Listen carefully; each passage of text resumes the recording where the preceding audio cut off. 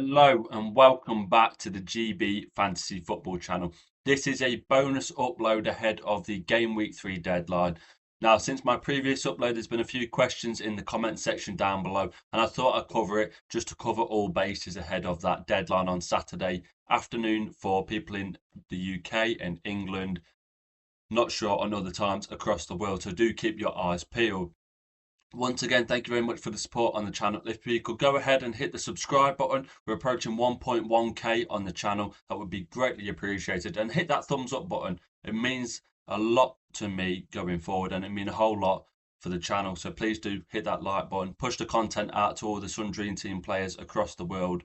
Let them get to see this information that might help them out across the calendar year and across the campaign. And don't forget to hit the notification bell as well so you don't miss an upload.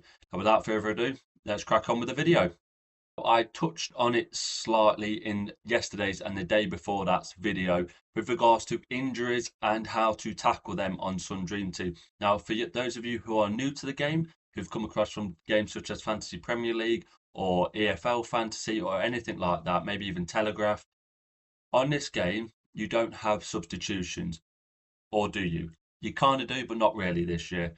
Having a starting 11 throughout all the fixtures is the key thing for this game. Now, what other ones where you might target a fullback, i.e. Calafiori or Timber, not great examples, but a fullback like Frimpong or Kirkes, let's use them as a better example. In this game, it's sometimes better to go for a Van Dijk over them, a position where a team might have more competition. So for Liverpool, you've got Conor Bradley, you've got Robertson, you've got Shimikas if he stays. There's lots of options at fullback, whereas a Van Dijk, you know, more than likely he's going to be playing the minutes for Liverpool. And it just holds true for these injuries. So getting 11 players out on the pitch is the main thing for this game. For those of you who have been unlucky enough to have in your teams currently an Aït-Nouri, a Saka, a Palmer, I'm sure there's other injuries that are creeping up across the board. Dan Ballardinho, just a lot coming up, even in game week 2 alone, let alone when things kick in for double game weeks, etc., things like that, your cups, your Champions Leagues. It's going to kick in and there's going to be a lot more. Now, some of you have asked me, why should I keep this player and not this player? Keep player X and not player Y? And there's lots of decisions to be made. Of course, each team individually, you can weigh things up, you can potentially push through.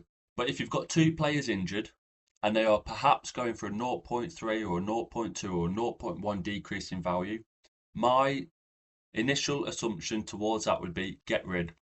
If you've got two transfers to tackle the problem, there is your solution. If you've got 3 or 4 injuries, that's where things get a little bit muddled. Last week, when many of us used his substitution chip for the first time on Cole Palmer, there's literally nothing that we could have done about it. He was in the starting lineup ahead of the deadline for game week 2, and he got injured in the warm-up. Thankfully, it was a double game week, so we wasn't just using a booster chip in a single game week. However, if you were planning to perhaps keep your injured players this week, maybe you've got 3 or more injuries, you're going to have to choose which ones to keep. Now, there'll be a lot of press conference news on Friday that will tell you a lot with regards to injury length. I think Cole Palmer, they're scheduled to be in perhaps the first game week back after the international break. Ballard, similar time scale, but of course managers can lie, and that's one of the big issues. Bukayo Saka, I think, is a more, not long term, but he's scheduled to miss Liverpool away this week, and it looks like the Nottingham Forest home game in game week 4 will be too short for him. So I wouldn't be going there if you've got other options. Personally, if you have to, I'd be keeping those players who are not yet in line for a price decrease or potentially have the shortest injury timescale ahead of the game weeks to come. Now, I know it's not an easy one. We all want 11 players out there, but if you can, that's exactly the route that I'd be taking. Cole Palmer, get him out. Saka, get him out. Keep the substitution chip for when we unsure or when the information isn't readily available to us, and attack the season with as many booster chips available to us as possible. Even since we last spoke on the channel yesterday, there has been more new news with regards to fixtures and how they will play out for our English teams in the Champions League. Now, currently, we do not know how these fixtures are going to be laid out. That will come in due course, I'm sure. And the fixture ticker over at not only fpl.co.uk will be updated accordingly. But as you can see from the screen, these are the fixtures that our English teams have in line for the Champions League games and group phase coming up in the not too distant future. Arsenal, key ties amongst those 8 fixtures for them: Bayern Munich at home, Inter Milan away, and Athletic Madrid. I always call them Atletico Madrid. There we go. At home, they are the 3 standout fixtures across their 8 in the group stage. Pretty tricky, I can't lie, for Arsenal. 2 out of the 3 of them being a very low block defensive like team. Bayern Munich coming to the Emirates, it's not something that's new for us. Trying to avenge that 10-2 defeat of many years ago now. So Arsenal will have they'll be up for those fixtures, no doubt. They actually lost to Inter Milan as well last season, 1-0 due to a very dubious penalty. So other than those 3, I'd expect Arsenal to pick up maximum points in the other 5 fixtures. Of course, it's not always that easy. Chelsea standout fixtures: Barcelona at home, Bayern Munich away, Atalanta away, Napoli away, and Ajax at home. Quite a tricky bag for Chelsea. Of course, they was in pot 1.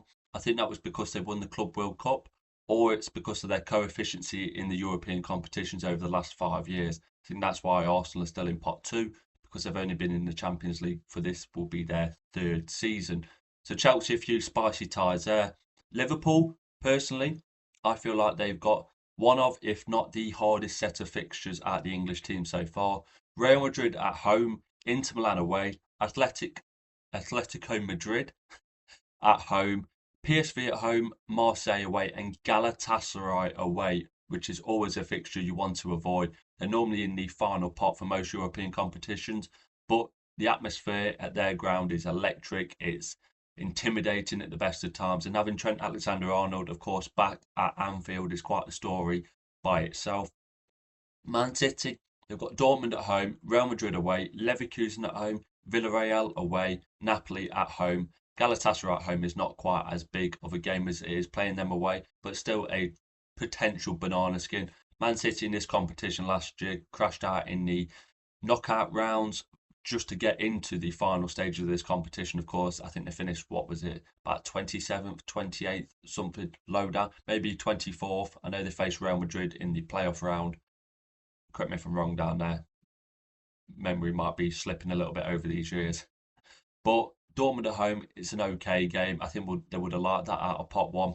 Real Madrid away, never an easy fixture. And Leverkusen aren't quite the team that they was 2 or 3 years ago. Their team has been very much ransacked, and a lot of the talent that won them the league has long since departed, as well as Xabi Alonso. Newcastle, they've got Barcelona at home, PSG away. Now, they are 2 very lively fixtures. Of course, last time Newcastle was in this competition, they faced PSG and they actually did the number on them and beat them. Benfica at home, Leverkusen away, Marseille away. But those lively ties and those key ties at home to Barcelona and away to PSG, I'm sure you Newcastle fans are loving life with those fixtures. It's exactly what you want when you come into this competition. When you're not always in it every year, Arsenal wasn't for many years. You look at these fixtures now, licking your lips and go, we would like a bit of that, thank you very much. And Tottenham being the final team currently that we know of, I think the Europa League and the Conference League are due on Friday. So that is one to note. Tottenham, they've got Dortmund at home, PSG away, a rerun of that Super Cup final from not too long ago. Villarreal at home, Frankfurt away, and that's pretty much it. Monaco away. I imagine Tottenham would win that game. I think from all of them teams, you'd hope that the English teams win at least 4 out of the 8 of the fixtures, because they really do have the chance and the possibility to do such a thing. Can they do it? Of course, it's different when the ball gets rolling in the Champions League. There's a lot more to play for. I'll be very intrigued to see where some of these fixtures lie and where they sit within the fixture ticker. What teams get the favourable ones first up, and what ones could potentially push themselves to the top of the order when it comes to transfers, transfer targets, and players to keep a keen eye on. But I can't lie, I'm very excited for the Champions League and all the games that brings in the 25-26 Sun Dream Team calendar. last but not least, on today's sort of catch-up video ahead of the Game Week 3 deadline, a nice little bonus one for all you viewers. Taking a look at the Game Week 2 leaderboard ahead of the Game Week 3 deadline. I was meant to do this last week for Game Week 1, so if you was in the top 10 last week, I do apologise. I didn't quite get round to it in time, but this will be a weekly segment to try and get as high as you can in the leaderboards, and you might be on a video in the near future. As you can see, there can only be one by name and by nature currently at the minute. C. Todd in the first position. 131 points this week is a massive return. If he's not used the bonus chip, that's an incredible return for his points. 203 overall, currently 20 clear of the 3 o'clockers. C. Revel, correct me in the comments down below if you're watching this video on how to pronounce your name. 99 points this week, 183 overall. And Dan United, D. Stocks, 84 points this week, 183 overall. For those of you who are in the top 10 or at least in the top 50 so far, leave a comment down below on how you've got there, what sort of strategy you used for the start of the season. Did you leave any of the big hitters out? Did Palmer, Haaland or Salah not make it into your first draft? And are you happy with the way that your team is set up ahead of Game Week 3? But this table and this leaderboard might change going from Game Week 3 into Game Week 4. And that does indeed conclude today's bonus video ahead of the Game Week 3 deadline. If you've got any more comments with regards to dilemmas or decisions, do pop it in the comment section down below. I reply to pretty much every comment. So with the Game Week 3 deadline fast approaching, leave them down there.